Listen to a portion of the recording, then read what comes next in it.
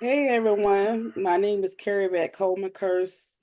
I'm the founder and president of Fortress Builders Enterprise Corporate, Fortress Builders Empowerment now, because we just had a name change. And today we is here to discuss autism.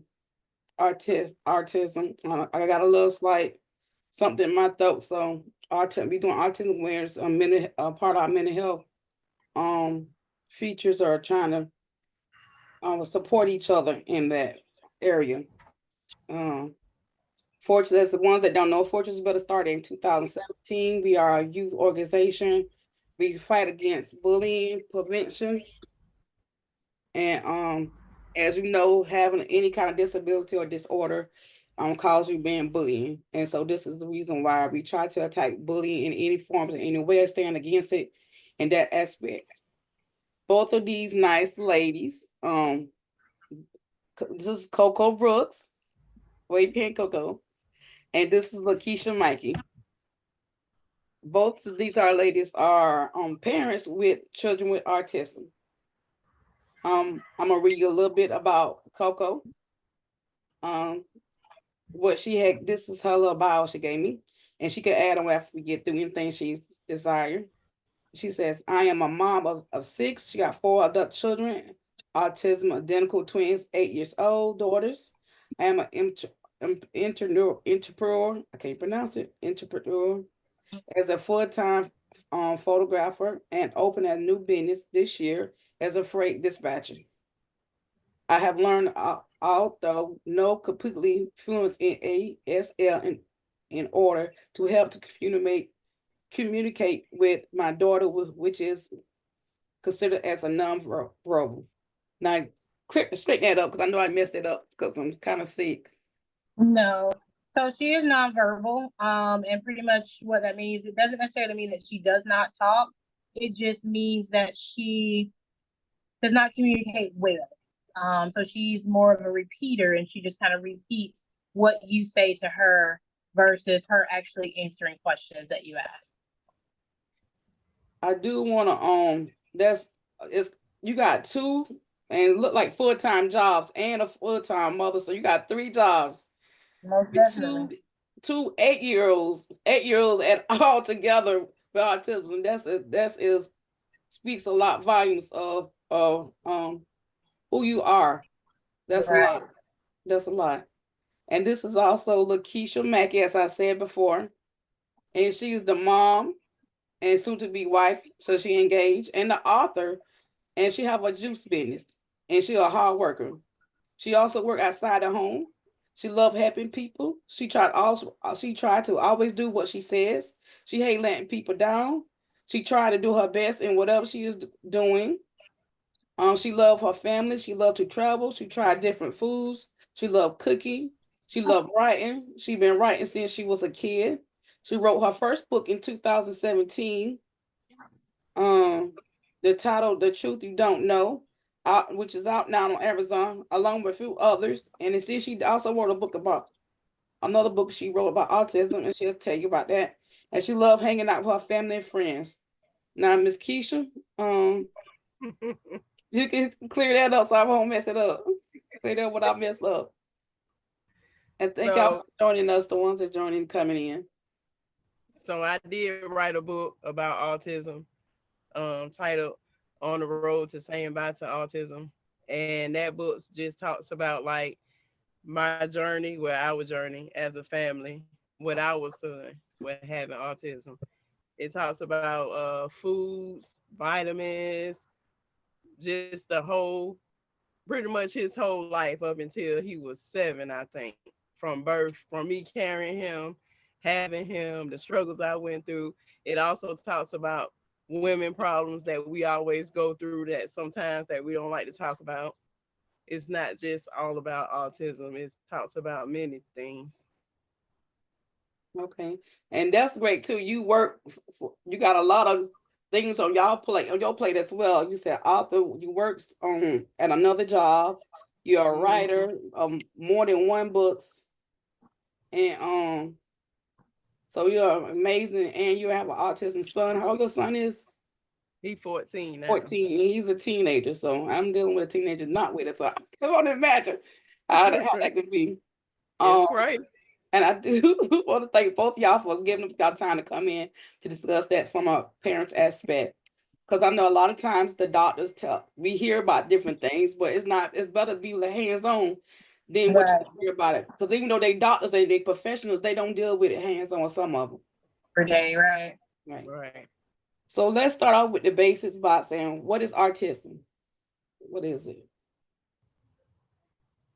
I mean, for me, I just think it's kind of like it affects a lot of communication to how those kids communicate with others. Um, it's kind of based on neurological development and how they develop overall, as far as just everyday communication.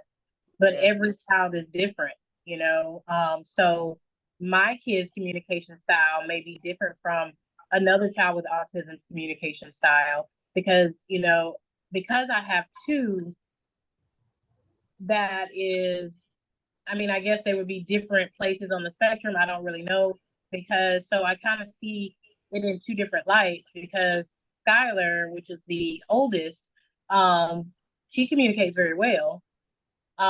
Whereas Madison, her sister, does not really communicate. She doesn't make eye contact, things like that. So it's you just kind of, see it from different aspects and understand that all children with autism are completely different. Yeah, because mine's at first, when we first found out he had autism, he was 4. And I knew before then something was wrong, like 2.5. He wasn't saying mama, daddy, bye bye, nothing. So I was telling my mom, I was like, something is wrong. And she was like, well, when you go to the doctor or whatever, explain to them that you have concerns with. Plus, he was doing things like I never seen in my family do. Looking at himself in the mirror for hours, he would line his cars up or his trucks in a line and look at he would he would spin in circles and never seem to be dizzy. And I'm like, you know, what is really going on? And then he would do that and then no speech. And I just had concerns and then we just started getting him help from 2.5. And see, mine was kind of the same, with the girls. Um, I guess mine would be different from Keish. I mean, obviously, because I kind of had more to compare the differences to. So I kind of knew something was not right with Skylar and Madison when they were probably about anywhere from 8 months to a year. Um, and so when I brought it up to my pediatrician, and that's one thing that you kind of have to be adamant about, and you have to be an advocate for your child because, when you bring it up to pediatricians, especially when they're early in age like that, the pediatrician will kind of brush you off and say, oh, okay, well, give it time. Yeah. Kids reach milestones differently. You can't compare this child to this child. But as a mom, you know that something's wrong, regardless of what the doctors say. You're living this every day. And just like Keish, I realized that when my daughter started stacking her toys or lining her blocks up, or the repetition, she started to develop stems pretty early. Madison was more of the humming. She hums constantly. Yeah. That was her thing. And I mean, when they were probably about 1 or 2, I took them to the doctor because I thought they were deaf, like because they didn't respond to their names at all. Like, Right. you know, right. There were times that I could be in their face yelling to the top of my lungs at them, and they gave me no indication that they heard me. There was not a flinch. There was not a nothing. They just continued to do what they were doing. Yeah, mine And had to be yeah, and so at that time they tested their hearing. Their hearing came back fine. And then that's when my doctor, told me about autism. And to be honest, prior to them being diagnosed for autism, I didn't know anything about it really, other than Keisha had a son that was autistic. But as far as knowing what that meant, I had no clue what that meant. we didn't either. We When we found out, we was like, okay, what is that? But Right. now we know. So what do we need to do now to get this straightened out? Okay, now we know. So what do we need to do about his speech and whatever? So when I got him in that program, they told us, they said with him being the only kid in the household, he need to be around other adults and other kids. Okay, cool. So we'll put him in daycare. We put him in daycare. It took him like 3 weeks to get used to daycare, and he still wouldn't play with the kids. We thought maybe, okay, he around his peers, he gonna have a good time. Mm-mm. Every time we went, he was off by himself. It's like, he, and I'm like, dang, I thought this would have been a good thing, but we ended up keeping him in there until he turned 3 when he was able to go to pre-K. But like Yeah. you said, like you said with the hearing, we thought he was deaf too. And that was like the first thing they did was check his hearing. They asked me, did he pass hearing at birth? I said, yeah, he passed hearing at birth. I said, but I'm up here calling his name, and he just like he's Right. staring in space. And they did his hearing and he passed. They said, no, he can hear. Okay, cool. So why is he not hearing me? So Right. so when they tell y'all what autism spectrum disorder is, what did they tell you, or how did they define it? From what I understand, it affects the part of the brain that affects the speech, and him be able to like express himself, um like Coco said, like that everyday life stuff. It affects all of that. Right. And they didn't really per se explain to me what it was. So I mean, I'm kind of one of those people where I'm gonna go look it up anyway. And just to be honest, Right. I mean YouTube it. Um, to kind of know what it is, and so when they said that my girls were on the spectrum, there was nothing that they kind of said, okay, this is what it is. And to be honest, I didn't really ask as far as what it is. I just knew the symptoms and signs that I was seeing for my children and that it had a name. And at that point, that kind of put me at some type of relief because now I know it's not just me. Like I know that I'm not just seeing things. And this is truly something that's going on. And like he said, and then after this, and after they get a diagnosis, okay, what's next? What do we have to do to help them be successful? What next steps do we need to take? And so they did put my kids in therapy, and they had speech therapy, they had occupational therapy, they had and now they still get those services just through school. And so it's kind of one of those things that you get on the bandwagon once you get this diagnosis, but then there are these other crowd that gets a diagnosis and almost go into a depression because now they're, oh, my child has autism, and so I'm now going to shun my child from the world, and things like that. But you end up stunning your child's growth when you do that, instead of just embracing the fact that your child is different. But it's not like they can't be successful. And That's right. so that's the biggest thing that people um have issues with, is when they get a diagnosis like that. And I see it a lot as a child photographer.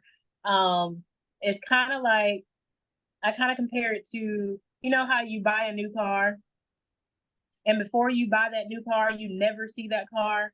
But as soon as that car is in your presence, you spot every vehicle like your Right. vehicle.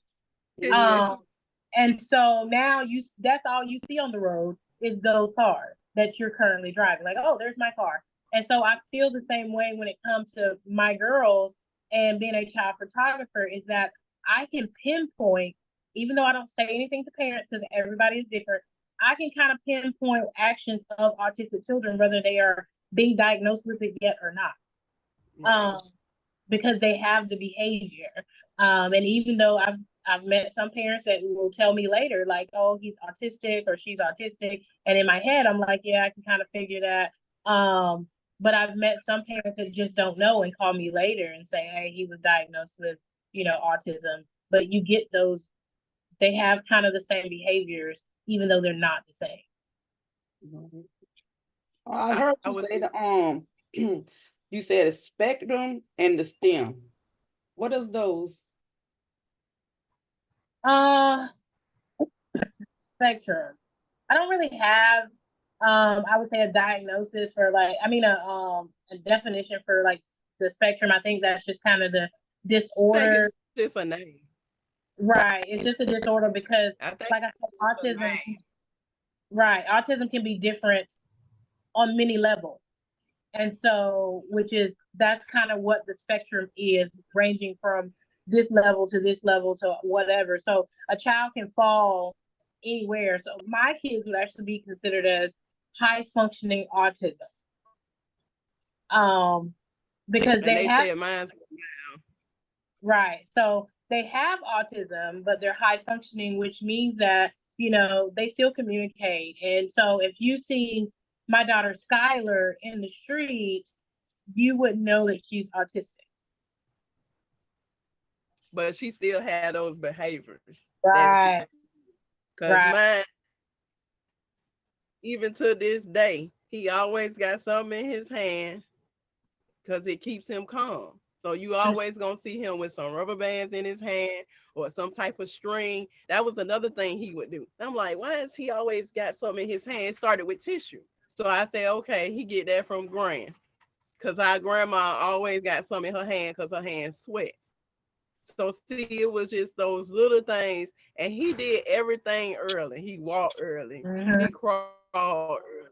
He was doing everything early. So I said, okay, cool. That speech is on the way, and it never happened until he started pre-K. They started him out with the sign language. He picked that up real quick, which was good because if he wanted to go outside, he'll pull us to the door instead of saying, I want to go outside.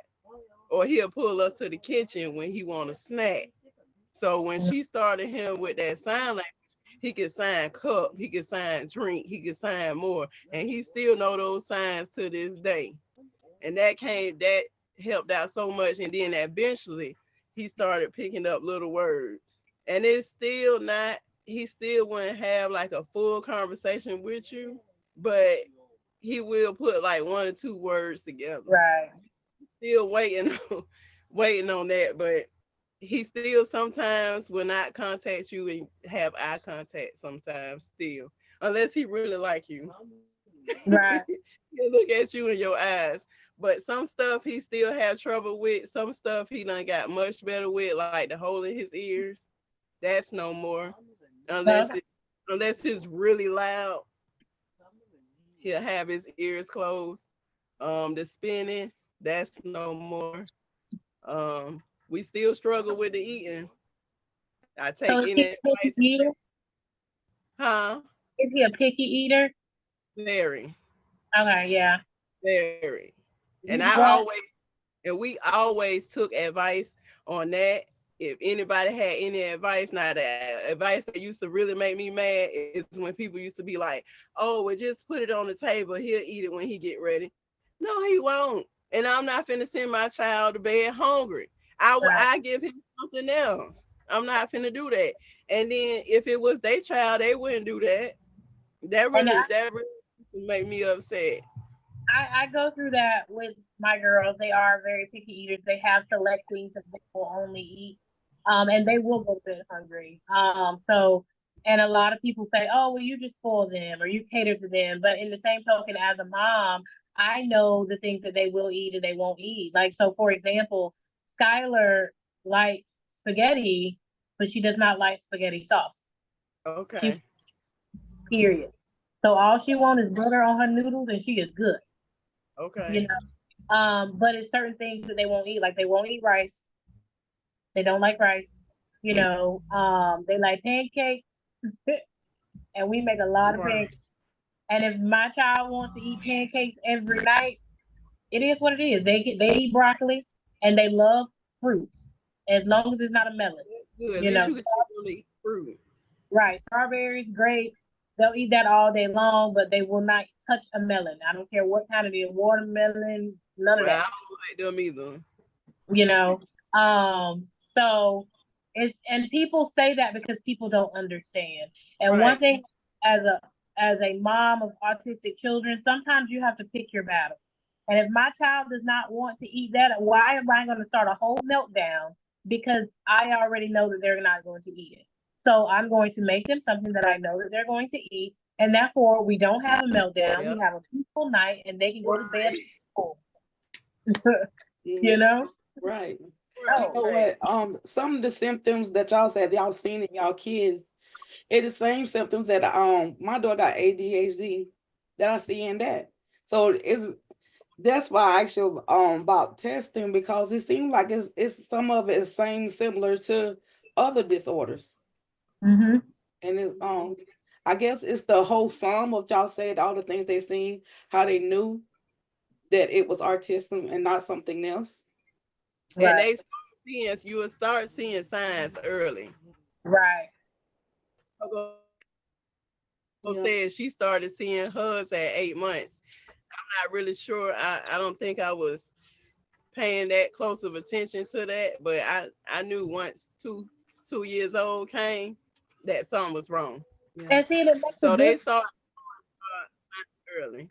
Right. And it makes a difference. Like I said, you seen yours later, and it's not necessarily that you seen it later. You just didn't have anything to compare it to because that was your first child. I was You thinking know, that. Right. whereas me, I had already had 4 children prior to. So when they started having symptoms or showing signs, then it's just like, wait a minute. And and again, when I bring it to the pediatrician, he's like, they missed. I get it, but I done had 4. I had 4. I went through this, and something in the milk ain't clean, baby. So, it is real easy because it's subtle signs. Like for example, Skylar, she would always touch her face, and it was just a quick. That was her stem. She would always touch her face, her eyelash, and that was just something that she did. But it was a repetitive. It was repeated constantly. Right. And Sky Madison was obsessed with tags, tags in shirts, tags in dresses, tags in on blankets.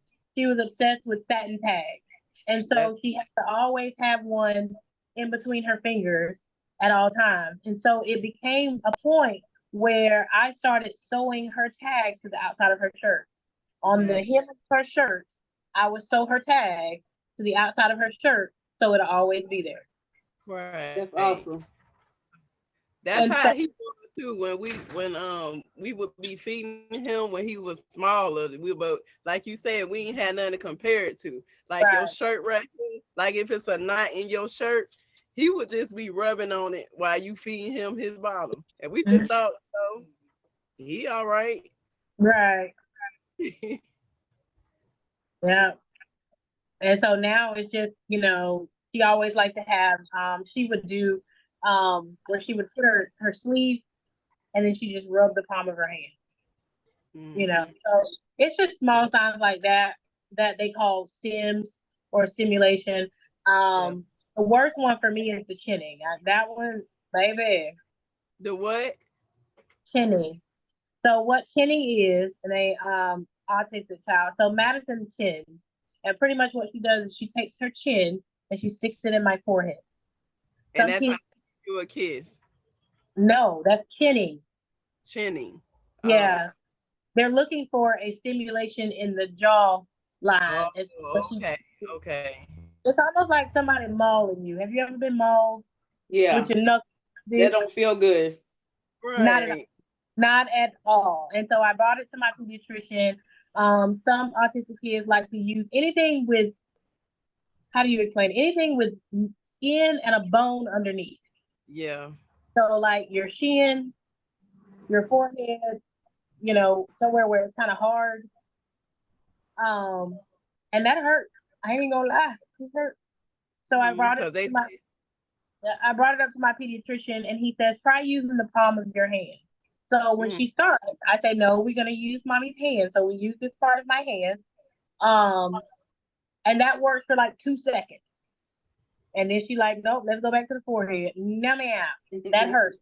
So we just say yeah. out, you know. But it's her sin, you know. and it's very very painful, you know. Um, but she gets it out, and it's not all the time. It's usually right when she comes home from school, And then another thing is and I know it may be Tim. My children don't like to wear clothes. They hate I clothes. saw that. I saw that on Facebook. Yes, they One of hate them clothes. took their I like the clothes off fact in that the one of yard. them was trying to do her hair. The one she was doing her hair, and I like how you just let her do it. The curse went on y'all, but the ones that it was not on. But I like how you just let them be themselves and let Mhm. Yeah, them experience things because that's what normally girls like anyway. They like hair, and she didn't want her poof. She was trying to just flat iron it. Yes, and that's one that I have a love hate relationship with that and her hair because she is obsessed with her hair to the point where we had to actually end up relaxing her hair early in life because she has to see her roots of her scalp. Oh, okay. And so you would find her in the mirror like this. Um, and if it got to a point where she was not able to see her roots, she would actually start pulling her hair out. Oh wow. no. And so what after a lot of trial and error, because I did not want to relax her hair, I talked to a beautician, kind of explained to them what the issue is, and my cousin Jazz, and I ended up getting some information and insight from her, and her suggestion was to do a partial relaxer, so we only relax the root, so that way we can see her scalp. Because Right. they looking for her scalp and brushing all her hair on the floor, baby. It's all the time. She's always in the mirror. As far as that, she just that's just something that she does. She's obsessed with it. Scalp, everybody's scalp. It don't matter, baby. Wow. Well, that was real smart that y'all went on and did the relaxer where she could see. Until it's time for her to get done again, baby. She be looking. So I have another question. Okay, we are parents, and I know kids. I know they are got autism kids, but it come to a time when y'all know that they are being disbehaving. How do you know the difference, and what do you do? How do you discipline them?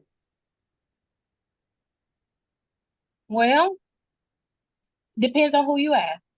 Yeah, Okay. Okay. because mine's, Um, mine's, I used to whoop him. I ain't gonna lie. I used to whoop him. But that's because he didn't understand us and we didn't understand him. And that was before we knew what was going on. Once I realized that whooping didn't work for him, and what worked for him is to make him go sit down somewhere and do time out, you done kill him.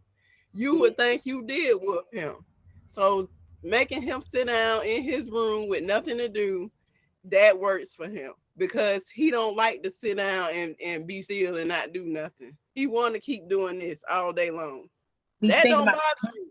Long as you ain't bothering me, that don't bother me.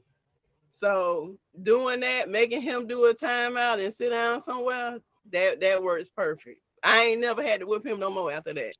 And I think he was like 2 or 3 years old. As far as me and discipline, like I said, it depends on who you ask. If you ask my older children, I don't discipline my children. Um, but as far as me, they do have disciplinary actions, and there are times where it's a fine line between misbehaving Mhm. and having a meltdown or just doing things or whatever the case may be. So Skylar, you can discipline pretty easy because she doesn't like to be yelled at. Right. Um, like baby, if you just say if you in a tone, you yell at her and tell her to go sit down, that's what she gonna do. The only downfall is she gonna cry for about 2.5 hours. Yep. Um, so again, for me, it's more about picking your battles. No, I don't let them get away with things, but they get in trouble. And yes, I will pop them. I pop them in their hands just like I did my other kids. You hold your hand out, we're gonna pop you in your hand. Mm-hmm. And it works. I mean, because at the end of the day, they gotta have some type of reaction or action to their discipline and understand that they can't get their way. Although they do get away with murder a lot. Mine too. Mine do. Um, Right. and I Well, yours the baby, and he's the only child. So Mine do too. He gets Yeah, away with a lot, but he know what to do and what not to do. He right, know. right. And the biggest thing with Madison, is communicating. Like, so for example, which is how I knew it was kind of pointless. She she had got into something in the kitchen I don't even know, and I was livid. And I said, "You can't do that. You no, take it back." She cut her hair with Wow. scissors, the kitchen shears, and it was just chopped off. You could tell when she had chopped it off. Oh And I said, Lord. "You hide them. You hide the scissors," but she finds them. It's almost like she has a magnetic energy towards them because it doesn't matter where we hide them, she will find them. And she cut her hair, and I told her, I'm talking to her, and I'm talking to her loud and firm, and I was like, "You don't do that. You understand me?" And she's like, "No." At that point, I realized, why are you? That's not going to work for her. You need to find something else, a some other kind of way to discipline them. And so, with all autistic children, I think it's different on how their parents learn to discipline them because, again, every child understands things differently. Yeah. But I don't think spanking kids is the key. Now, if you ask my dad will tell you, like, you ought to whoop their butt because, this, that, and the third. It Old school.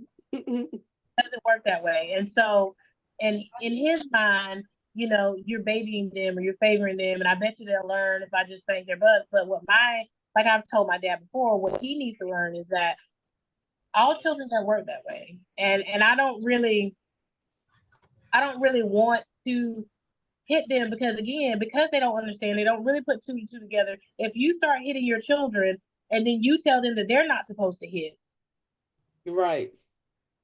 if I did something if I did something wrong and you hit me, why can't I hit the people at school that did something wrong? Right. Right. You get what I'm saying? So Mm. now you have to break it down for them. Okay, so it's okay for me to hit you, but it's not okay for you to hit other people. Make it make sense. Right. Right. And I was Yeah, thinking when y'all was talking, y'all disciplined to me like I disciplined my child, and she don't have autism. I got right, two kids, but they 16 years apart, and I had to learn to discipline them differently because everything don't work for them. And my right, oldest daughter, she's not diagnosed with anything, but I had to. Actually, I learned that beatings didn't work for her. Spanking didn't work for her. Me sitting her on that bed until she can't get off that bed because she in trouble, that killed her. Right. I ain't never had to spank her no nothing. I just put on Yeah. that bed and she can't play or can't touch nothing. That Yeah. like you said, that's look killed. at, So you got to meet them what they needs, figure out what works for them. And yeah, Yeah. I don't. And that worked I'm not for gonna tell her. nobody not to spank their child up to them, but I found ways you can discipline your child. And just without, my baby girl, she not autism neither, but if I get a hold up a stick or a belt, she falls out. Oh my gosh, and she screaming all that scared her. And if I pop on her head, I done killed her. I done killed her. Yeah. She's running. yeah, I done killed her. And you're right.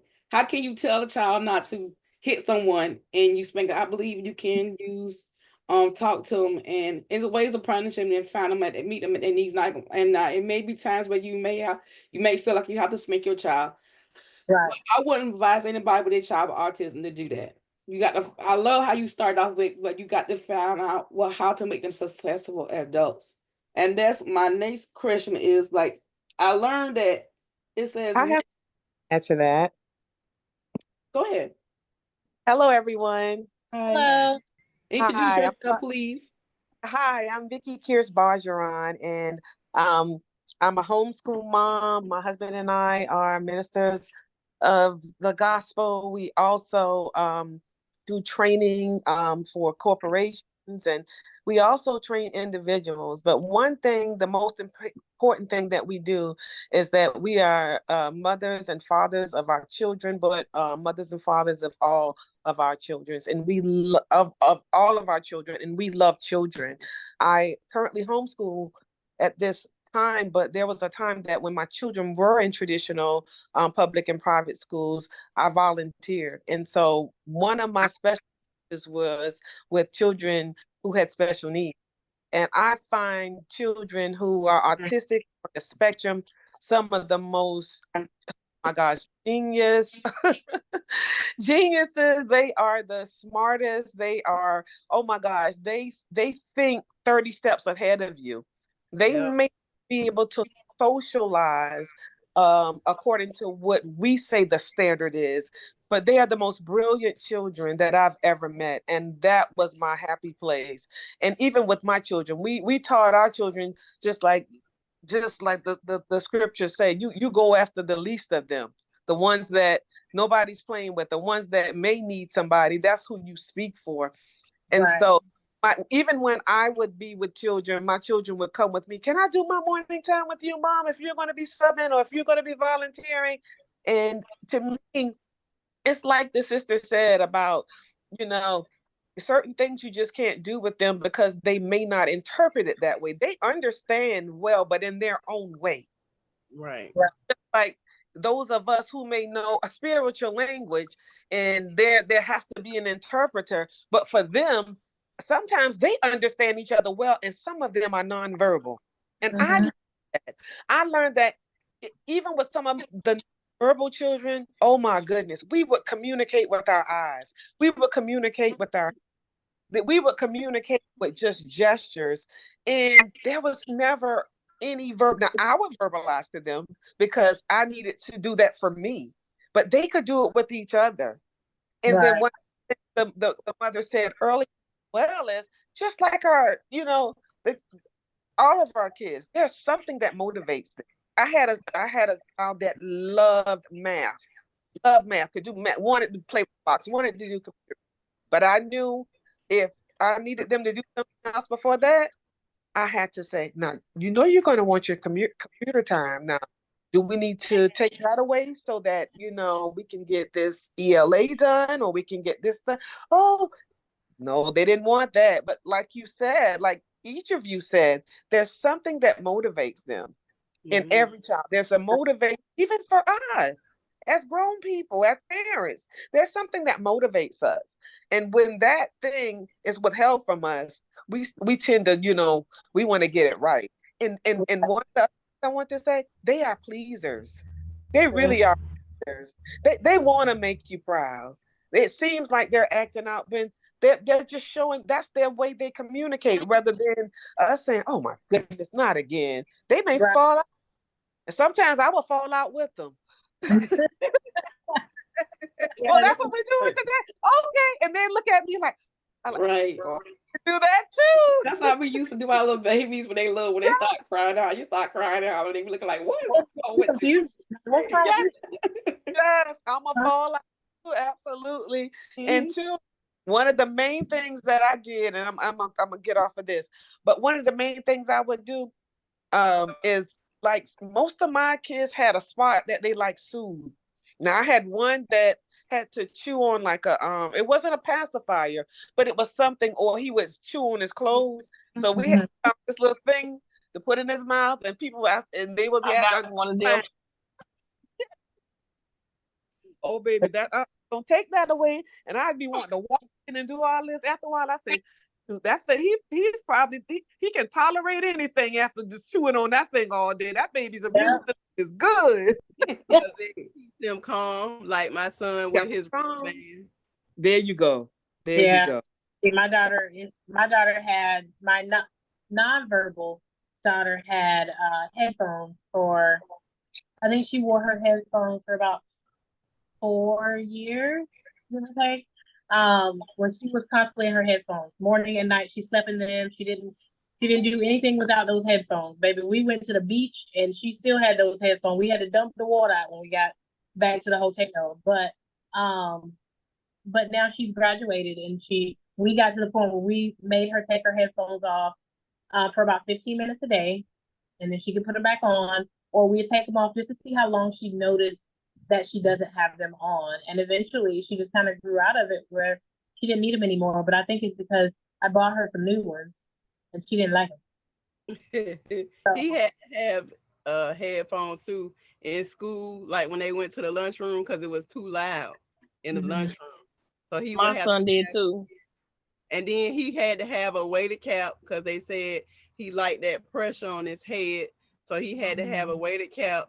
But he eventually, you know, grew out of the weighted cap and the headphones or whatever. But now he has this tablet. And I know some parents don't let their kids be on all the time. but when I tell you that tablet has taught him so much, he haven't done so much singing and talking, and he have to talk in the tablet to go to what he looking for. So if he want to see the Incredibles, he have to say the word Incredibles in the tablet. Now sometimes he can't, it don't be clear, so he'll give it to us so we can say it. But that tablet has taught him so much, and I wouldn't dare take that from him. So does he have, when you say tablet, because we have one for Madison too, but it's not necessarily, is it the ACD system, like that they give from the school, or is that like a tablet that you actually purchase? They go one over there. Look at her. It's a tablet that we purchased. Okay. Say hi. Hey. Hey. This is what I call pinning. Hi, beautiful. You are so beautiful. This is pinning, and it hurts. She gets her fix and she's gone. So we can get an example of it. Right. I do too. Does the weighted blanket help for you all, or weighted vest? The vest helped with some of my children. Yeah, it helped. That helped with mine. It helped LaDanian with all of that. I forgot about it went across his lap because his teacher said he couldn't stay. He was like this in his seat. But he eventually grew out of all of those type of sensors that his OT therapist was helping him with. So this is Skylar, and this is my verbal baby. The one that we seen earlier is nonverbal. Hey, this is for the ones that's got, come on. She got twins with autism. She has the 8 years old. Wow. You are a phenomenal mother. Absolutely. Yes. And she works, I think she got like 2 or 3 full-time jobs. And Keisha, she's an author herself. She wrote about 2 or 3 books, and she works as well. Both of these women are both awesome. Awesome. You ladies make me proud. Y'all make me proud. Y'all make me go. I can go another further. I want to ask y'all this. I was hearing all the things y'all said y'all use to help y'all kids with autism, like the headphones, the weighted blankets. And I use chewing toys too. And chewing toys too?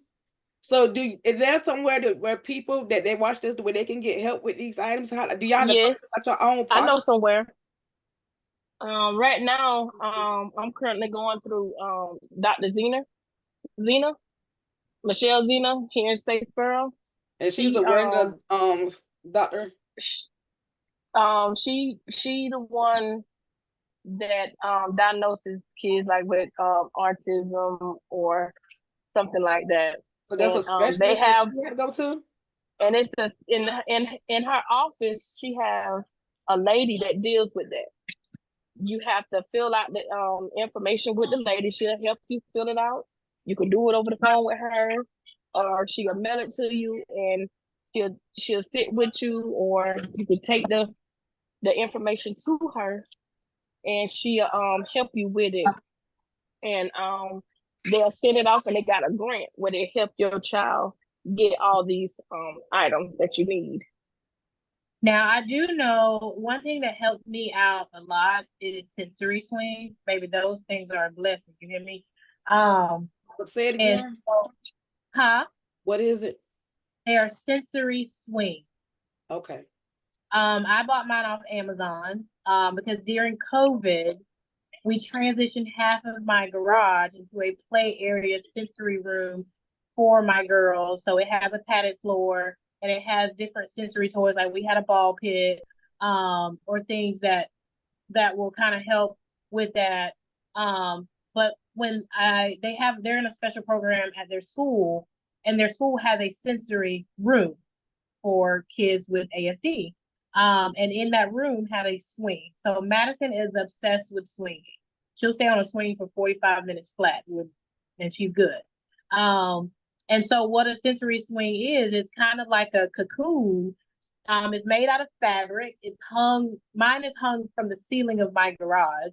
And it kind of swallows them into their own little quiet place. So my children will actually take their iPads, get in their sensory swing, and they will just hang there. But when they had meltdowns, that's where they went to. When they were feeling anxious, when they were overstimulated, that's where they went to, and it soothed them. And that's the best thing since sliced bread, and it cost me $28. And I'm okay with that. It's well worth the 20. Safe space. And LaDanian got all of his sensory stuff like that, like the headphones we did buy, but the weighted cap and the thing that went across his lap, the weighted lap thing, he got all of that, had all of that while he was in school.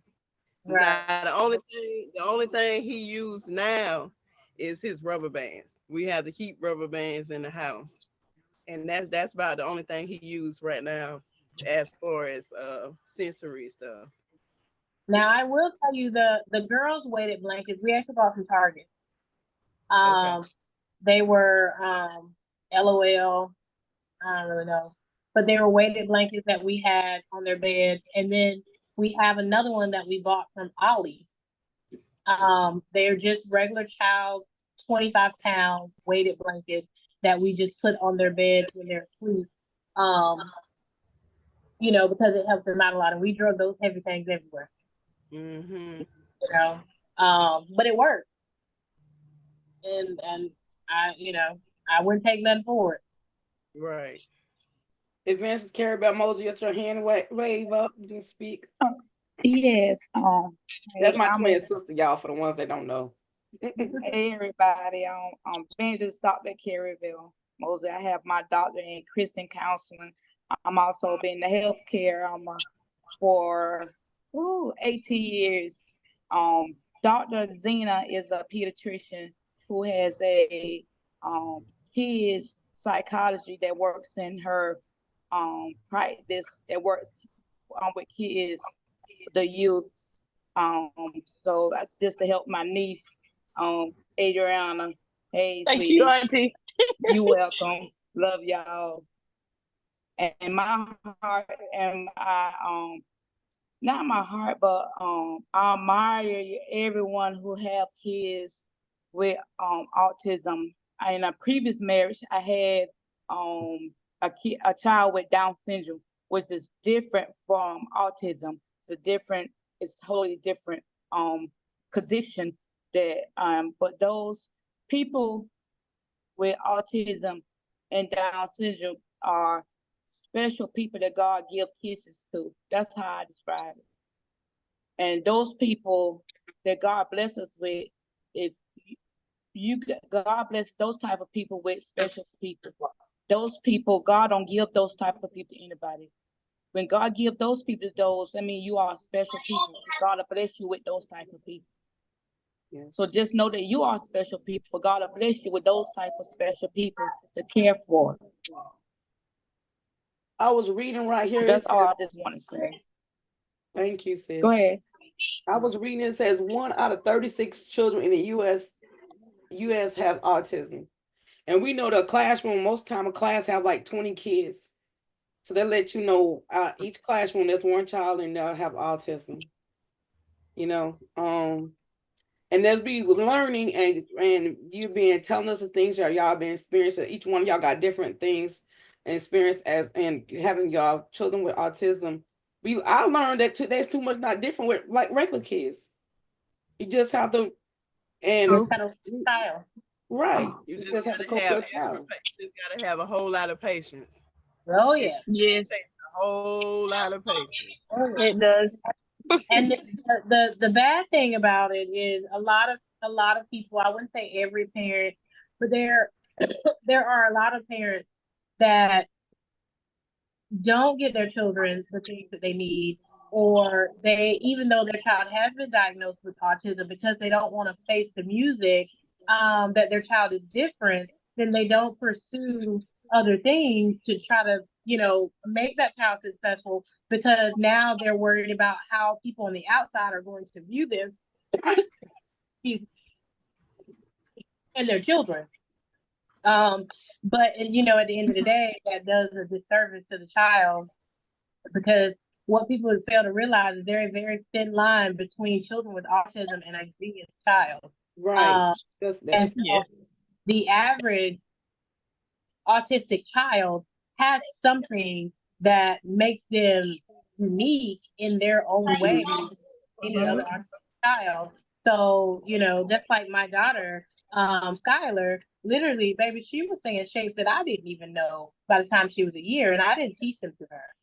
Wow. You know, Some, I some mean, of them are savants. I didn't mean to interrupt you. Some of them are savants. It means that they have a gift that's extraordinary. I was working, and I'm so glad you said that. I got chills when you said that. I was working with the gifted children. I took over a class for a teacher that was out for a while. In one of the the high scoring children in that class, he was high on the autism scale. However, he would be waving his hands, going at it, and answered all the questions. I'm finished. I'm like, I just gave it. I'm finished. I need something else.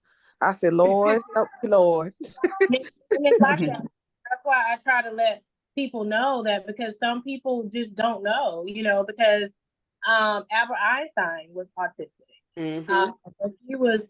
He was Tim Burton, Bill Gates, all Right. those people Right. are autistic people that were successful in life, and there's tons of more that have it. Anthony Hopkins, you know, so not to name Elon Musk.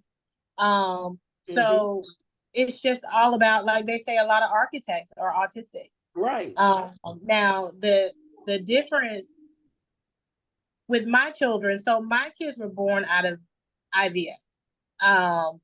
So we went through a procedure, we had them. My children has 14 different siblings. 14 different siblings all across the world. We all have a Facebook page, or group that our kids grow up together. We send pictures, whole nine, they all look alike, but they are all on the spectrum. All 14 of them are on the spectrum somewhere and somehow. And all of them are around the same age. I think the youngest one is probably 5, but all of them are around 7 and 9. So it seems like we all just got it all at the same time, but but all of them are on the spectrum. And one of the little boy, his name is Michael. He lives in Spain. His mom knew that he was on the spectrum because he started reading at 18. He taught himself how to read based on the TV guide of the television. Wow. And Daniel, some kind of kid show based on Daniel the something, I don't know. But he taught himself how to read. And so by the time he was a year, he could read. You know? So, and it's just small things like that, or they just see the world different. Like the show, what is it? The Good Doctor? Yeah, like I haven't watched that, but I've seen the ads on it about the Good Doctor. I watched it.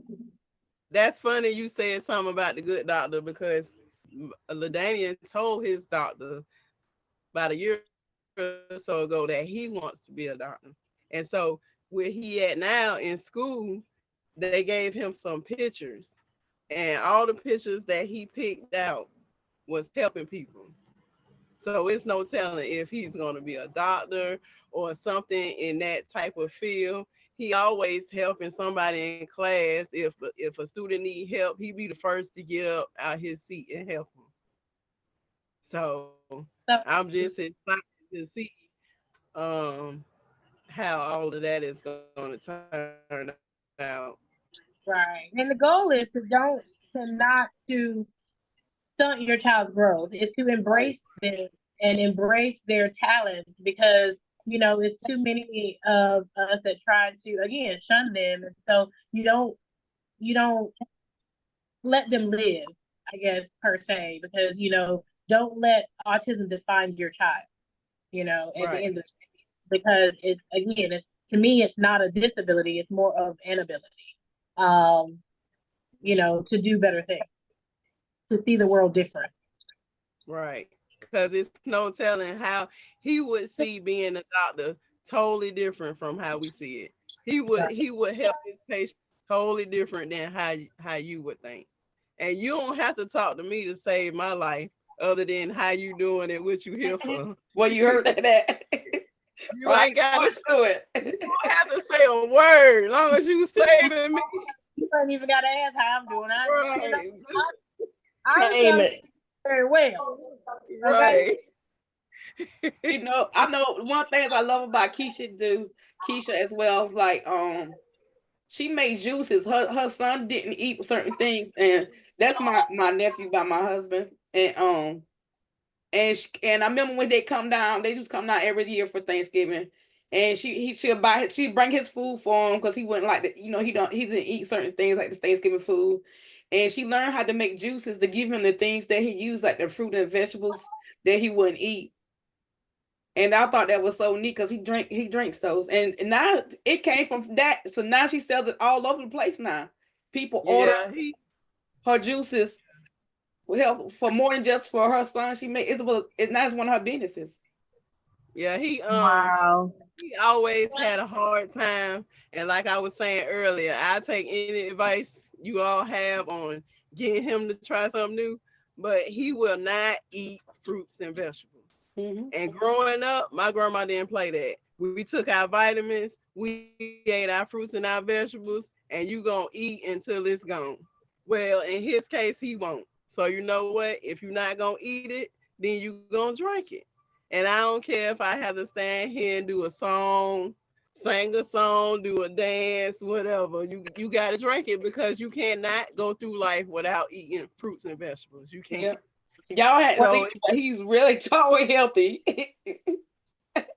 That's one of the best ways to eat and get your nutrients is and what it seems like you're doing smoothies. Some people and they take all the sustenance out, but we do that every day. We blend our fruit, our vegetables, and we make them into smoothies, and that's a meal. It's one of the healthiest things that I eat or drink every single day. It's amazing how God will use the things that He's given us and the way He told us to do it to bring us right back full circle. And look, God didn't open up a stream of income with. Come on now. When I tell you the Lord has his hand is on this, on our children. Yes. What a blessing. He didn't It like the is. I did start it out with doing smoothies, but that texture was too thick. Texture. So I said, okay, cool. I'm gonna get a juicer then.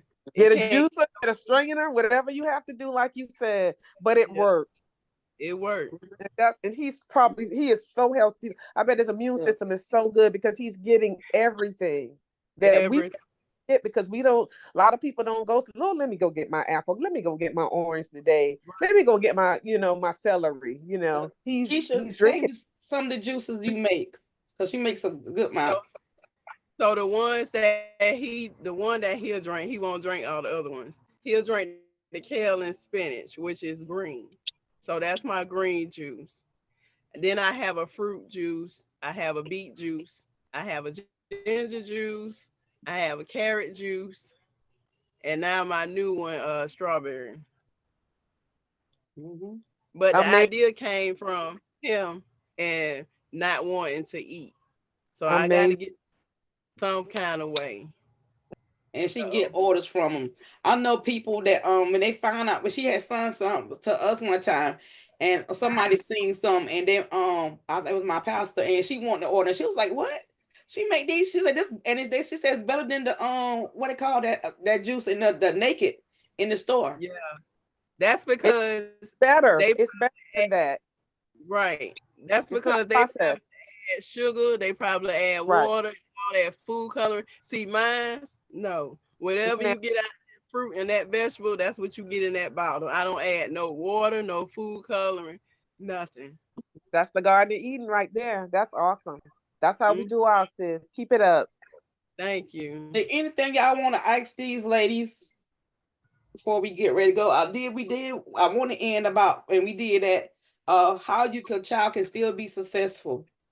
It's not and how smart most kids with autism is, and we did talk about that, and I just want to know, and we talked about what is autism, about the testing and the spectrum and the stems, and we talk about discipline, and we talk about the difference in kids and how we can help them, and the thing how you can get help. We cover everything, but is anything that y'all want to talk about, or y'all want to say, maybe the do's or don'ts that y'all learn that we definitely want people to know about as parents having kids with autism? Well, I'm still learning. We still Yes. learning. You And that's with every, regular children. every day. We took advice from his speech teacher, his OT, and his regular teacher in school. If his speech teacher or his OT therapist said, "Oh, well, he need to do speech outside of school," okay, we did that. If he need to be around other kids, around other adults, we did that. We took advice from those people, and we still learning. It's a everyday learning job. It is definitely that, and I can't say, you know, again, having 4 kids prior to my autistic children, and you know, it it taught me a lot of patience, a lot of patience. Um, you know, a lot of not trying to impress the outside world, and early intervention is always better than ignoring, because it doesn't make it go away, it just makes things worse. And learning your child and understanding that all children are individuals. Um, you know, because like I said, as a photographer, I see them everywhere, you know. And the crazy thing about it is, you know, before I had autistic children, and just say you see that child at Walmart that's acting out, or, you know, like, you know, and then you're like, that couldn't have been my child because I would beat his butt, but we don't know the story. Right. Right. Right. You You know know, why he Yeah. so That's we right. can't judge a child based on how they're acting. Because baby, I took my child to we went to the beach and it was amazing, but my child will not use public bathrooms. I If don't it's not either. I like if I it's don't not he blame won't use it. And so we went as I to can help it. we went to Hanger Outlet to get, but we kind of have to put my daughter on a leash. So we have the arm leash because she will run off. She also has angel scents as well, um, that we put in her clothes, just in case. But I took her to the bathroom. When she seen the fact that we had to go to the bathroom, my child nutted up to the point that I had to carry her because for 2 days she wouldn't go to the bathroom. Two Wow. days because we were in a hotel and we weren't at home. And so we get there. I know she has to go because she's doing the pee dance. And I asked her, she says no. So I take her to the bathroom anyway. I swear to God, everybody in there thought I was kidnapping that child because in order to get her to go to the bathroom, I had to put her on the pot and sit on top of her. Because they Wow. pee all over the floor trying to get up. You hear me? But that's her, you know. And so it's a progress and it's a learning thing. It was the same thing at school. She won't go to the bathroom at school. There Oh were wow. times I had to physically go pick her up, bring her home so she can go to the potty. So Wow. it's it's definitely patience.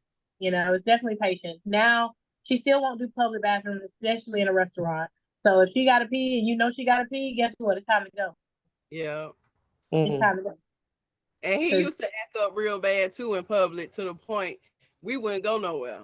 yeah. Because I was scared to know how he gonna act. I mean, I would be scared. We go to Kroger, he acting a plump fool. They say, man, people giving him money. He got so much money. But here, man, here go $5. Maybe that'll make you feel better. No, what'll make you feel better is for us to get back on our routine. Because if Right. we got off that routine, it was trouble. Because he Speak- wanted to come home from school and play, not come home from school and go to Kroger. Speaking of that, that is very, very important. I'm glad that you brought that up. A repetition and a routine is very important for an autistic child. They do Very not well with transitioning. And so my children have been on the same schedule since they were 6 months old. mm-hmm. So, they are at a point now where I don't have to tell them it's nap time around 12 o'clock. they will tell you after they eat lunch, mommy, it's time for me to go night-night. And is. So from 12 to 3, from 12 to 3, they're in the bed, Right. and they keep the same schedule, like clockwork, and their body is immune to it. So yes, definitely schedules are important. And I don't break my kids' schedule for anything. Doctor's appointments, it don't really matter. If we can't fit it in the time that we have available after 12 o'clock, it won't get done. You're right. Until it's after 3. Now after 3 o'clock, we wide open. But from 12 to 3 Right. is their time. And if they don't get their nap time, they get cranky, and I end up suffering. And now we don't want that. Yeah, We good. I get you on that one. Nap time is important. They need to wind down. They need to be less stimulated, and just they need their time. And so, and as a mom, I need mine too. I'm Mhm. right with that. As a parent, Yes. that's one thing about I have to. But as a parent, there's no shame in taking time for you, because sometimes as a parent, you just need that time to breathe. Because again, you're working hard. You're working twice as hard when you have an autistic child. You got the meltdown, you got the everything that they need and the attention that they need. But at some point, we have to take and give attention to ourselves as well. Because And we need time too. right. I had to learn that. I had to learn that. So what do There's y'all no- do? I want to end because I know you all speaking of that because she told me her day schedule, and so I know I had to about 7 o'clock to get this done because the kids got to go Right. eat and go to bed. But what do y'all do for y'all time for yourself? Well, I'm off on Mondays and Tuesdays, so I do everything I need to do on Monday and Tuesday. But he done got much better now since he's older Right. with that routine stuff. But in the beginning, it had to be like Coco said, you had to have that same routine, or you was gonna have problems at the store. You was gonna have him falling out or crying or whatever, because it's not in the norm. Now we still let him know, hey, when you get home from school, we going to the barbershop. When you get home from school, we going to the store. He just gotta know. He just gotta know what we're doing. And a lot of people is like that. They want to know, Yes. what we doing today. Yeah. So it's the same with him. And then as far as my time, baby, let me tell you something. My baby's gonna say at 8 o'clock, 9:30. That's me, baby. That means it's quiet in my house. There is no hugging. There is no mommy. There is no I'm hungry. There is no meltdowns. I will curl up on my couch and watch a nice movie, have me a glass of wine, and chill for the rest of the night because it's quiet. Yes. And that's all I want is quiet time. And a lot of people don't understand that. Like, oh, you want to go this place? You want to go that place, baby? I don't want to hear nothing. Right. Put me some Law and Order on the TV. Pour me a glass of wine and let me hear my. She love her Law and Order. She love that show. So that's my me time. Every now and again, if my kids, now that they're in school, I'll go get a pedicure or whatever the case may be. But as an autistic mom, you're constantly on the move. You're constantly doing something, whether it's preparing for tomorrow, or getting things ready to just, for a long time we had meltdowns every morning before school. Every Monday, like clockwork, baby. I already knew my baby started having her meltdown Sunday night when she realized that tomorrow is Monday morning. Yes, I had one mine had that this morning, a meltdown this morning. And I ended up texting the teacher. I said, he's not with it this morning. And she was like, okay, I got him from here. Yeah. And another biggest thing that I found too, that my little ones, they like toys, but they like toys this big. Yes. This big. When they lose it, baby, they lose their mind. And they know about it until you find it. And the bad thing about it is, so now over time I learned that if I'm gonna buy this toy, I'm buying an extra one. Okay. Yes. I'm putting it in a hot spot. So that way when you lose it, you know what? I found it. Wait, it's right here. There it goes. Look, there we go. And it'd be the best thing. Girl, them little LOL dolls, they were gonna take my life. Okay. My son like action figures. Yeah, see, and they have, and that's all. And he love to collect them. And if you move them, he gonna be mad. If you touch him He don't want you touching his stuff. He don't want you playing with him. He want to play by himself Leave in him his alone. own little hut. Yep. And my nonverbal daughter is like that, and it makes it hard. That's why when we have birthday parties, we don't invite other kids. I ain't even gonna lie. I have enough children to enjoy a birthday because I know that even though Madison is not playing with her toys, she has toys that she is just not willing to share. And so if a child comes over and even though she's not playing with it, if they touch it, baby, she's got to nut up. So to keep all that down, we just don't birthday parties are just her and her siblings. I'm good because they know her. They know we not gonna mess with her stuff. Yeah. And then they're bag ladies, so they always got a whole lot of stuff when they move from one area to the other. Man. They go upstairs and go to bed. They gotta take every special toy they own. Baby. He had a match car, one of them small cars that you get in the pack. He had, and he would sleep with it in his hand, balled up like that. It was a little old car. I don't know what happened to it, but he used to love that car, and it was the ugliest thing. And the crazy thing, we went on vacation, and my daughter got obsessed with. She was obsessed with plastic spoons. Plastic spoon. Oh. And she had this plastic spoon. We were at the beach, and I let her keep it all day long. She had it in her hand all day long. When she went to sleep, I took it out of her hand and put it on the side.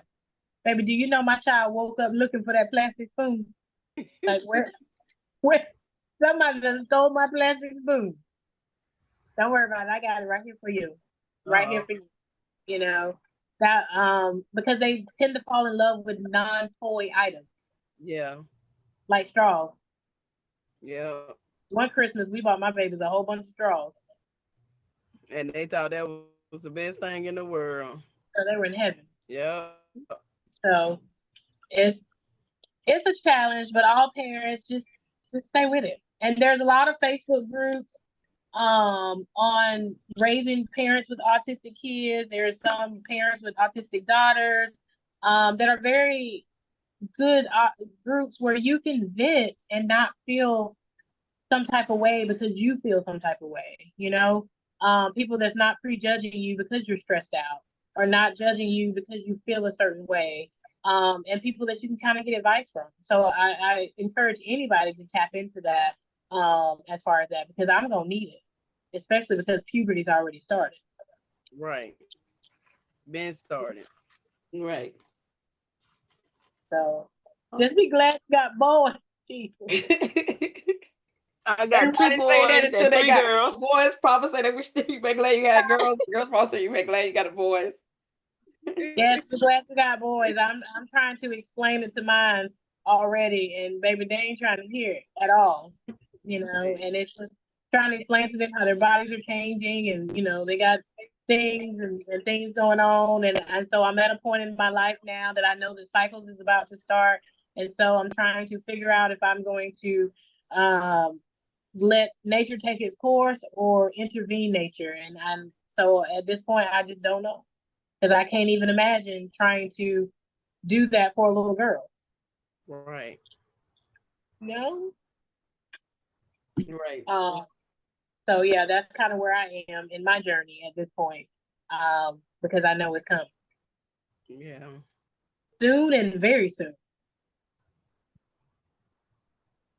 Anything else y'all want us to say before we close out?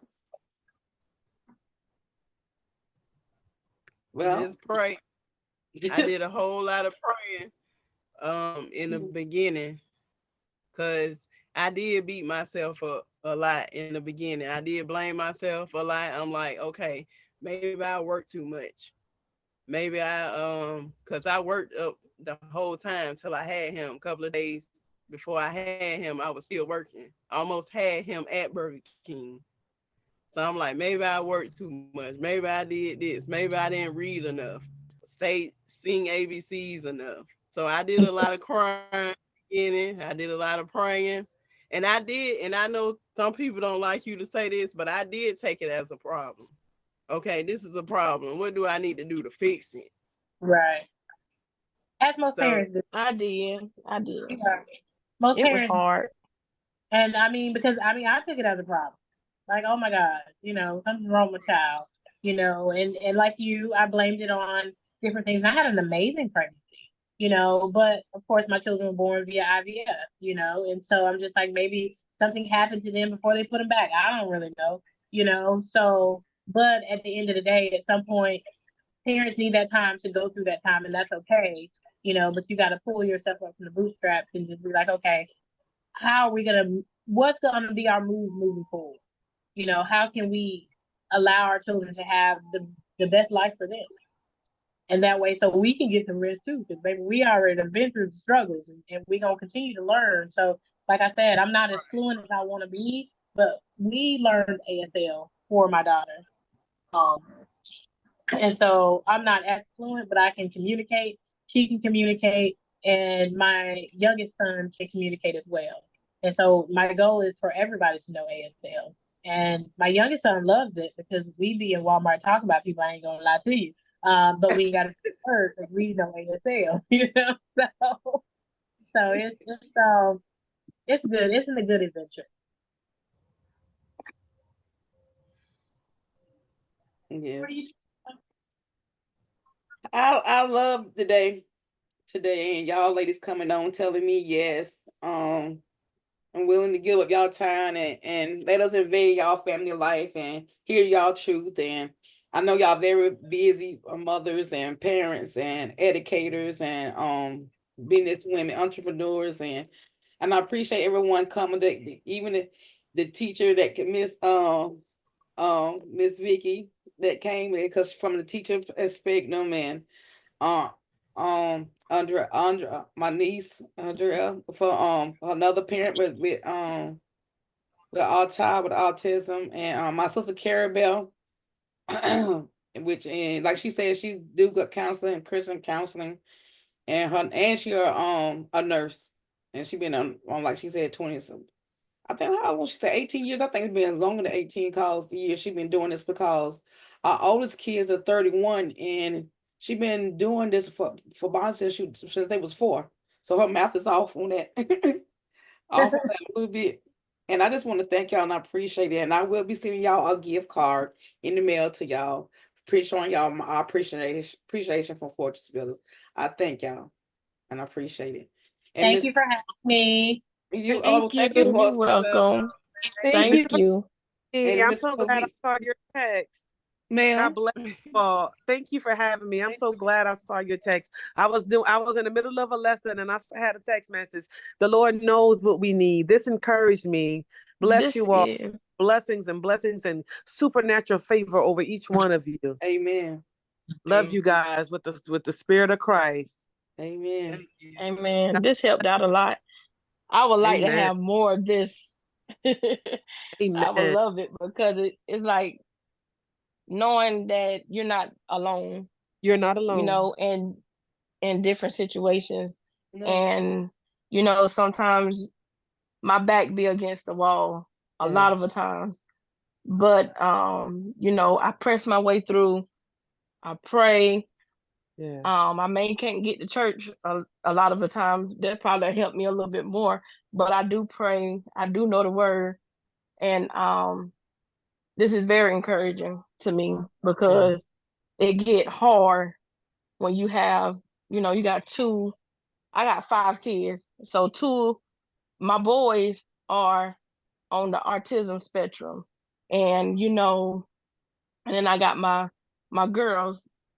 I got 2 girls that have eczema. Mm-hmm. And it's like, you can't get through one and then you got to get through the other one. So it's when I tell you it is so hard for me. Yes, sir. And Yes. trying to help like 4 kids all at once. Yeah, It's a load for me. and You it's, ever tried that Lubriderm for the eczema? I remember my mom used to put that on me. for my son too. What is That it? that Lubriderm, my mom used to put that on me because I had eczema like in the creases, like behind my knees, and Yeah. like right here in the crease, and she would put that. You could try It looks that. like, it looks like Oatmeal Elmer's too. help too. Oatmeal But back. yeah. And theirs on is the worst kind, and then they on this do picks and shot. Yeah, me It's too. still I'm not gonna good enough for tell them. you, Like Janae has my oh I mean tell her name, but my baby girl got a real eczema. She pissed, and all the doctor, her doctor, she go to a specialist, told me, you know what, you can use that cocoa oil, the cooking oil, to pour them on it, Okay. but bathe her in olive oil and apple Oil. cider vinegar. I promise you. Yeah. Bathe I her ain't with that tried every that night. I one yet. promise you. That's simple. That's simple going. And she had a rare type of eczema. Yeah. I And did it too. works. And then also, especially with your son, having autism or being on the spectrum, one thing that helped me out a lot is having a handicap sticker. Um, Yes. and so you get those parking spaces closer. And I don't drive. I can't drive Okay. I mean, with if you with can't my drive, conditions. right, but you can get one so anybody that's traveling with your children can use it. It just Right. hangs. Okay. Absolutely. So if you have somebody that's taking you somewhere or whatever the case may be, you can actually hang that in their car, and it goes just as well as as if you had one of your own. So you don't Okay. physically have a vehicle, but that's one fight that you don't have to battle, especially if you have a child like mine that will run off. So you're closer to where you're trying to Yeah, get. mine too. Yeah. He will run off too. He ran off one time in the street, and I was trying to catch him, and I done sprung my ankle. And And one thing that helped me off all the time. when my children got diagnosed with autism, which I didn't even know that was a thing. I got reached out by what's the name of the company? I have no idea. But they're the ones that helped me get disability for my children. I didn't have to do anything. They called me. And so in a matter of 3 months, they were already approved. So that's what happened to my boys. They were. That's a big help, as well. And a lot of people just don't know that. So I mean, obviously, maybe at some point we can kind of start a group where, once a month we can kind of get together and talk about our issues or have a place where you can vent or just get insight on what's going on and what's happening with your child and with everybody else's child, and we can trade secrets and whatever we can do to get us through the month, because sometimes It's a lot of I get you, because it's a lot of stuff that still with my boys I'm still trying to learn.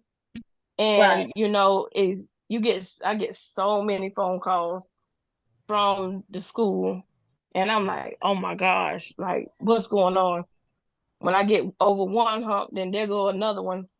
Just like my son last week, he wanna just not have a good day. He wanna do what he wanted to do. So it's in regular classrooms? No, neither one of them are. So like with my daughters, they don't go to school in their zone school. I mean, obviously we live in Columbia County. Columbia County has a school specifically for kids with ASD. And so that's the school that my kids travel to, and the bus transportation, all that. I went through the school system to do that.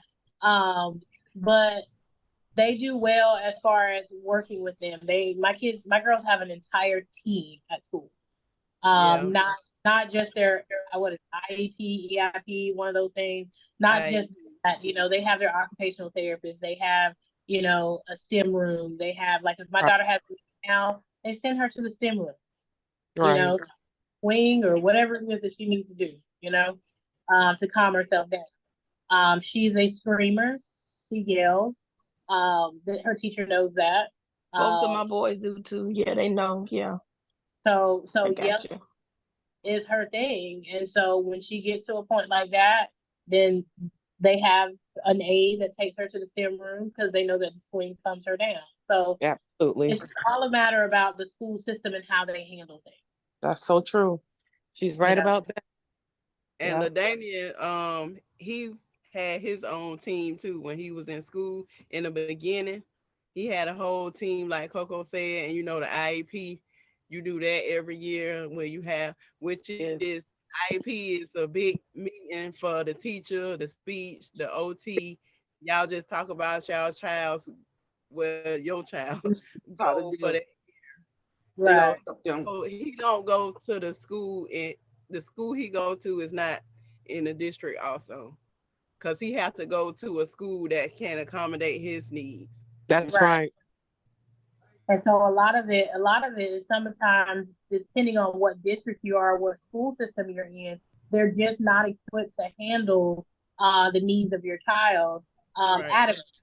And so, you know, that was one thing that I was concerned about. And to be honest, that's one reason why I bought my house where I bought my house, because I didn't want my kids to go to Richmond County schools because we had already had issues with Richmond County. And so, yeah, I pay more in my mortgage, but it's worth my kids' well Right. being. Um, Absolutely. at the time, and so now they're in an amazing school, and I love that school, and I won't detour. The only time they leave that school is when they hit fifth grade. But the way they have the system set up is that my children are in the same, they're with the same teacher up until second grade, so they've had the same teacher, kindergarten, first grade, second grade, and then they got a new teacher this year, and they'll have her through fifth grade. So that way the teacher knows them and they know her, and there's not a big transition every year. Um, and I'm okay with that. Yeah, because they don't like that. They don't like Change. change like that too much in the beginning. Like when Ladanian first started school, he had that same pre-K teacher all the way until he went to kindergarten. Right. So like they'll be with the same teacher for like 2 3 years or whatever before they go to the next school. Like last school year, he had that same teacher sixth, seventh, eighth, and now he in ninth grade. He'll be with her till 12th grade. Where he at My now? son Jonah don't like changing teachers. He really have a fit with changing teachers. He do not like his teacher now, and I'm having a bad problem with it. It's like I can't switch schools because none of the school systems here um is they have the they don't have it in their schools. Right. So Right. what he need is Crazy. not at their schools. Not in other Statesboro, Bullitt County schools. Yes. Wow. And they said I have to send him to Portal. It's either him go to Langston Chapel or Portal, but I'm not sending him that far when if I have to go, you know, They gonna to drive. get They him if he drive don't. transportation. They should provide transportation because, I mean, Exactly. again, They provide transportation, but like say for instance, if it comes to a point where you got to take medicine, I don't even this last year they gave me a time of my life with giving like bringing medicines to the school. I don't have a way, you know what I mean? So But you There have to I, should be a pay. there should be a nurse that nobody would take the medicine. I mean, they wouldn't come to me. They said that they can't do that, and it took a lot. so you know what? The best thing to do is, and sometimes it takes that, go over their head and go to the superintendent, go to Yeah. Board of that's what I, Education. that's it. That's it. So don't pass go straight to superintendent. Right. You be an advocate for your child, and I've had to do that several times. Not Yep. necessarily for my little ones, but even for my older kids that were not autistic. I they know, baby, Miss Mackey don't mind. I will go and get what I Right. need all the And I time. went to the Board of Education, Uh-huh. and the board said that they don't have enough teacher, enough assistants to be able. Somebody could be able to go go out their way to go and get it. No, baby, you got to call the state office. My child is not even autistic. But when I had a child dealing with stomach issues that were physical and all of that, when I I went to the principal. I tried to follow protocol, so because I wanted a paper trail, and then can do it. I went to the superintendent. Okay, y'all acting like y'all can interpret policy, so I called the state office. That's their job. We pay taxes for that. I live in one of the highest tax counties, Effingham County, for education. and you know how much taxes we pay from the state of Georgia. No, they have to accommodate every child. They have to. There's no Right. such thing. They have to. Okay. If there's one bus that just comes to get your child, they have to do it. Right. Right. He's absolutely right. Especially, you know, because and especially when it comes to medications and things like that, if you don't have, you know, you don't have the means, or I don't drive or whatever, there should be a nurse there that can Absolutely. medications and be able to give them this. I know that schools have changed now where they tell you, like, even when my daughter had a headache, that, you know, the nurse can't hold medication because she's not there. She's only there 1 day a week or whatever the case may be. But they have to provide accommodations, and this is what my child needs. And so I'm going to be an advocate, and I'm going to do the footwork until he gets what he needs. Amen. You know. Yeah. So sometimes you kind of have to put a little pressure on them because they will push you by the wayside Right. because Yes. they figure, well, you're just going to take whatever answer they give you, then Right. you to do that. So sometimes you got to get a little crazy, and that's Mhm. okay. And it's You know? okay. It's It okay. took me to the end of last year. The school was about to close in order for them to come to my house to get the medicine. He was Oh, out of medicine up there to the schoolhouse for 4 months. Oh, wow. oh, you got a lawsuit. Yeah, Good grief. that's crazy, you know, because State and office that's about that. and And that's it's a big thing that I hate with public schools. And if I had the patience, I would probably homeschool my children too. But baby, I'm not a teacher. I learned that during COVID. But I know. I did I too. Me too. I learned that. you know, but in the same token, I don't mind, you know, advocating and being my child's voice, because at the end of the day, a lot of these public schools are making the parents um pretty much work how they work. And I say that Right. about teachers too. A lot of the teachers want kids to learn how they teach, but nobody's trying to figure out how the child learns. absolutely. And that's why I homeschool. That's So true. a lot of kids are failing, and it's not because they can't do the work, it's just they don't understand how the teacher teaches. Like, for Yeah. example, when my daughter was in the 5th grade, they were teaching this thing called block math. Baby, I have no clue what that is, okay? They're And doing so, that now. right. And so they're teaching these kids block math, whatever. My daughter comes home, she's really confused.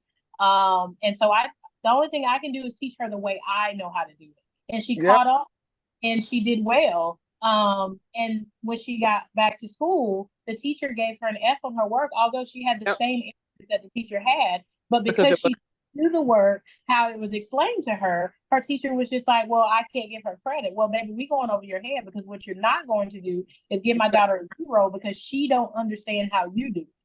exactly. She got the same answer that you got. Does it matter? No. And They then did that performance with will our get kids. the same answer.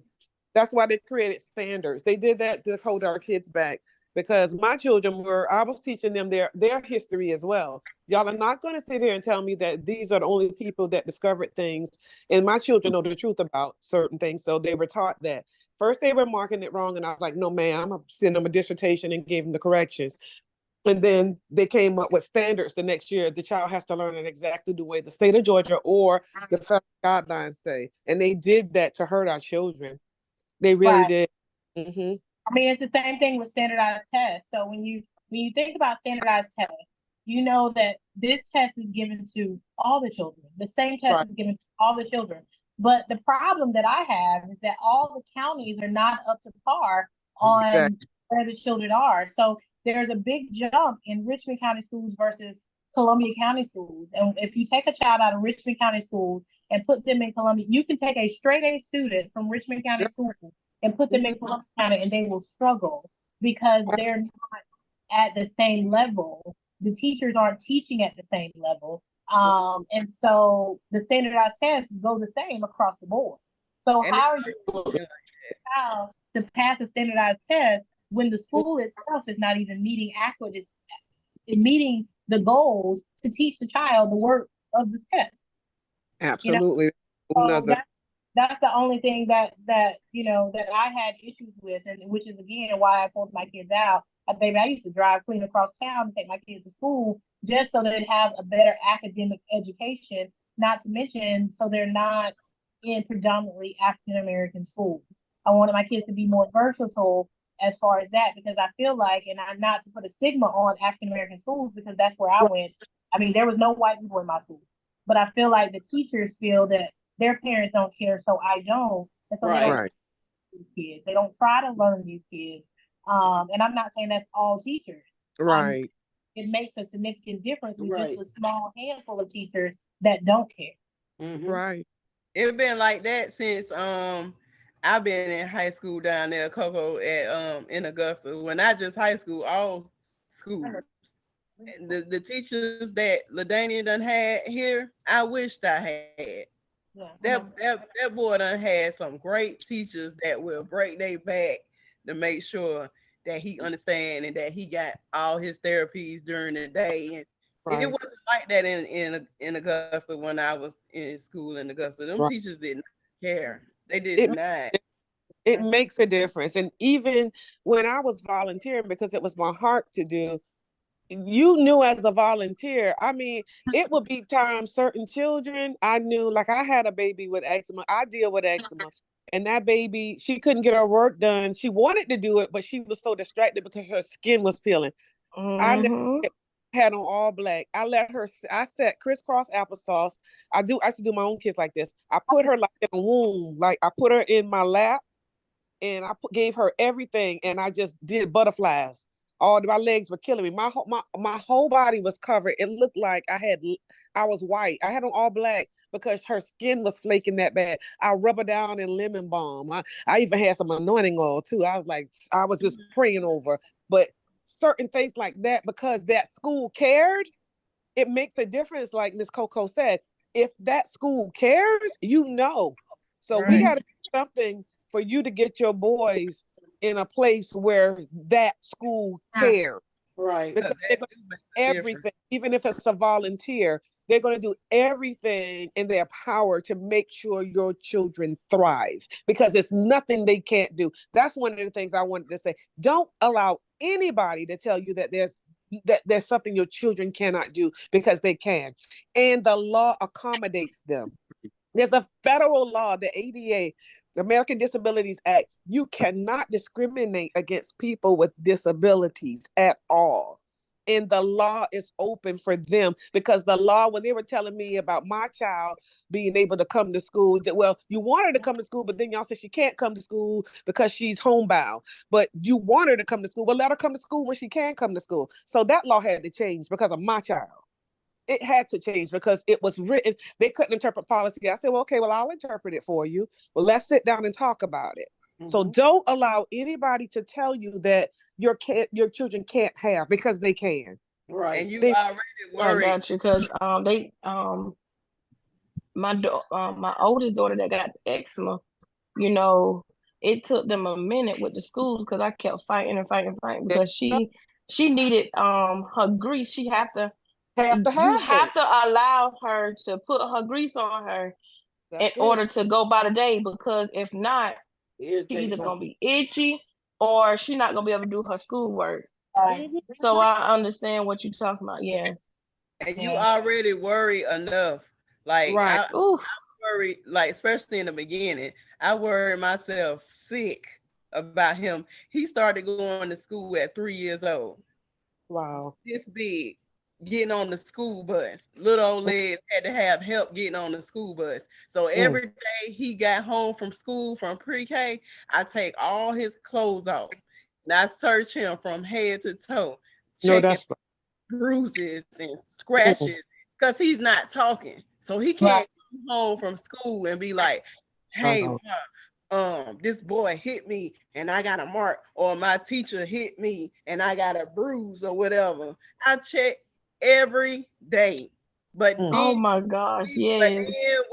But then we found out the kind of teacher he had in pre-K. Mm-hmm. That lady loved him to death. She would carry him. Mm-hmm. And she would tell people, these are LaDanian parents, but this is my. And she would tell everybody that. And we take him every year to go see her before the school end. That lady loved him so much. And to the point, I didn't have to look at him no more when he came home from school, because I knew I didn't have that worry. So that's a real good feeling, not to have to. You already worried because your child got this, and the third. You don't need to be worrying about if somebody hitting him or if the teacher not doing what she supposed to be doing, and y'all trying to get me locked up now. I had enough of that last year with my son Nezel on the bus. They with my son, he was riding in the special bus. So you know, he was having problems on that bus. So with my son last year, the whole year, he was getting picked on the bus. A boy get on the bus and hit his head against the window. I had so many problems last year to where I was trying to fight a fight, and it was so hard. Yeah. You know, because my son, he don't bother nobody. He'll get on the bus Right. and go to sleep. So that's his daily duties. Every morning he be sleep on the bus until he get where he need to go to. And it was so bothersome all year long, knowing that is my son okay on the bus? Is he gonna be, you know, what is somebody gonna hurt him? Because my son neither he nothing but a little pencil. And you'll think he don't eat, but he eats. And it's like he won't get no bigger. He could wear right now he'll wear 4 t-shirts and it fit him so good. Now you can also get Angel Sense. It's something that you can talk to your pediatrician about. Insurance sometimes do cover them, but with Angel Sense, my daughter has one, but we have it because she will run away. And the more you call her name, the faster she run, baby. And I'm too big; I can't be running behind her. She's a little fast for me. But with the Angel Sense, you can hear your child's surroundings. And so. And it doesn't necessarily mean that it has to be, you can put it in their pants, and it has a pin on it, which you are the only one that can take it off because you are the only one that has the key to take it off of the pants. It's kind of like a push button thing, and it's smooth to the skin so it doesn't irritate them. And they even have, you know, pockets and things like that you can kind of put them in. But you can hear your child's surroundings, GPS location of where they are. And so if anytime that you feel like somebody's bullying them, you know, you can tap into that Angel Sense and you can hear their surroundings. So when he's on the bus, you can hear that. It's called Angel Sense. Angel Sense, yeah. One thing I do on my Fortress Builders Enterprise toy, I know we do bully prevention, and on the group I post resources for people. So I'm just listing some of the things that y'all have called out so I can post on there. Also, anything that y'all learn, y'all feel free to post on our group page. It's free for and the Fortress Builders it's the group. Okay. Yeah, please post anything to help anybody. I try to share things. I do have one of my board members. She posts scriptures and things to encourage people. Miss Minnie Jackson. She's one of my board members. There's 10 of us on Fortress Builders board to help do different things, and we all try to advocate for against bullying. And if your child have being bullied again, Andrea, please let me know, because I know the procedures and how to go about that. Please don't never let your child be a victim in any school system at all, because it's unfair and he have rights and standards.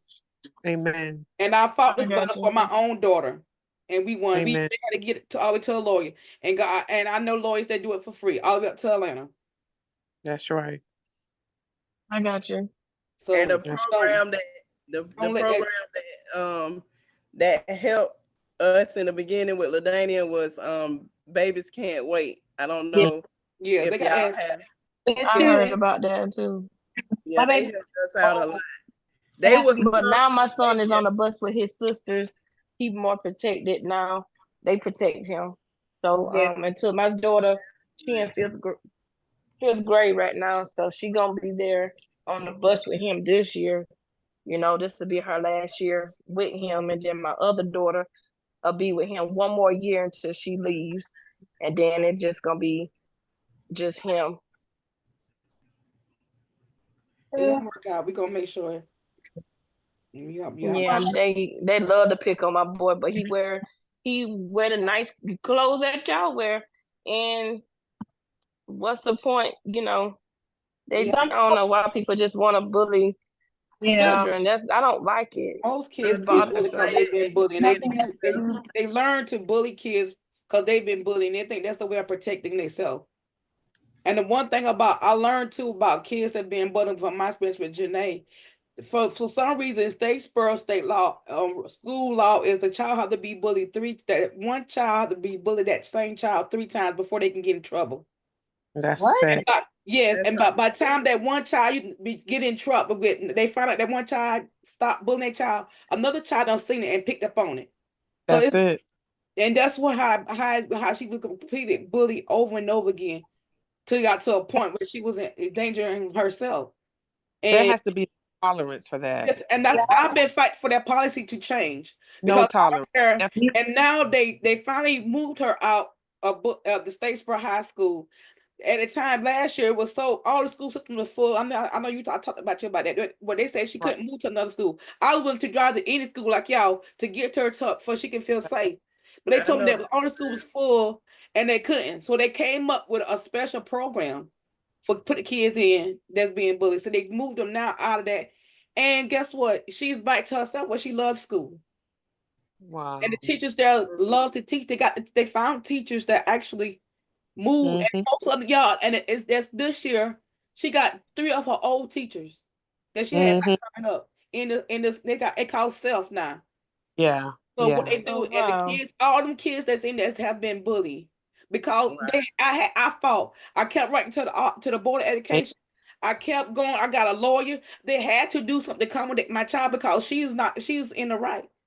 That's right. And because she got to a point where she couldn't take no more and she exploded, you want to fault her? No, because I have documentation where I wrote y'all. I got and y'all I made them put takes on the school buses to view where she was being.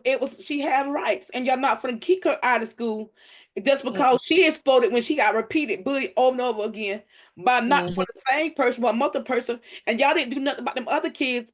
And I talked to the principal because they said that one child had to get had to be caught 3 times before they can that child. That is wrong because that child was stopped and another child picks up, and the friends, the homegirls, the homeboys picks up. And the crazy thing about that is you're saying that the child has to be caught 3 times. Right. So nobody's paying attention. Who's going to catch them? Right. Right. That's right. And they friends cover for each other. They in high school. Right. And anybody else outside of that is a snitch. And then they turn. And these kids are like grown women and men. Right. Yeah. They're not little boys and little kids. And maybe they don't know I'm small. I can be 14. Don't do it. Right. Okay. I even had a threaten one, told him I would take your mama, sue your parent. I ain't threatening the child. Right. I threatened their parent. I said I would sue your parent and they will be prosecuted to all of my ability. I promise that if you don't leave my child alone. That's right. To the fullest extent of the law. That's what I told them. I said, put your mama on the phone. Go get your mama. Because I don't want to talk to your child. I need to talk to your mama. That's right. And I told her I would prosecute to the fullest extent of the law. Everybody on this phone line. That's right. I promise you. And I got I screenshot all the messages they were sending to. I had evidence. You gotta have a paper trail. Yes. Play with somebody else's child. Don't play with mine's mom. That's right. Amen. And that's how I started Fortune, because she was being bullied year after year since the 4th grade of middle school. Wow. And the policy was changing. And the kids think when they get to another grade, they started again. Right. Because they're in a different teaching, a different hallway. No. And I warned these teachers beforehand. And the one that my son, that happened to my son. It still is, but now that he on the bus with his sister, it's okay. It's been a little bit better right now. As of right now, it's been a little bit better. Yeah.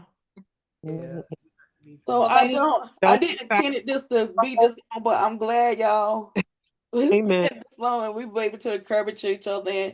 And this is something if y'all would like to do regular basis, like you said, once a month, I don't mind. We got Zoom. I mean, we can. And since it was one school here, because Ladanian, he just graduated from 8th grade, so they had a whole ceremony or whatever. And I was the loudest one there because my child done come a long way. Mm-hmm. So it was this school, they had their graduation and they let their special education kids walk across the stage and get their diploma or whatever. But after they did that, they made their kids go wait in the hallway and sit on the floor or whatever until it was over. I said, oh no. My kid gonna be with everybody else, graduating with everybody else in that auditorium. Why them kids gotta sit out there in the hallway till the award ceremony is over? They graduating too. Don't do them no different kind of way because they special needs. Yeah, you gotta speak up. You have to do it was in a paper. It was in the paper and everything, and they had to send out an apology to the parents because the parents was going off, and I would have been one of them. That's what you got to do. Amen. God bless you, ladies. Thank you so much. Thank you so much. Y'all have a good night. I thank y'all again. And I know Miss Felicia, she been quiet, but I want to thank you too for attending. And I will be sharing this post to help other people as I can. And like I said, feel free to post or share anything from my Fortress Business Group. You're welcome, and I thank y'all ladies again. And y'all will be getting a gift card, Miss Coco and Miss Mackie. Thank you. For giving up your time. Thank you so much. You're welcome. Y'all have a good night. You as well. Y'all later. Night. Good night. Good night. Good night.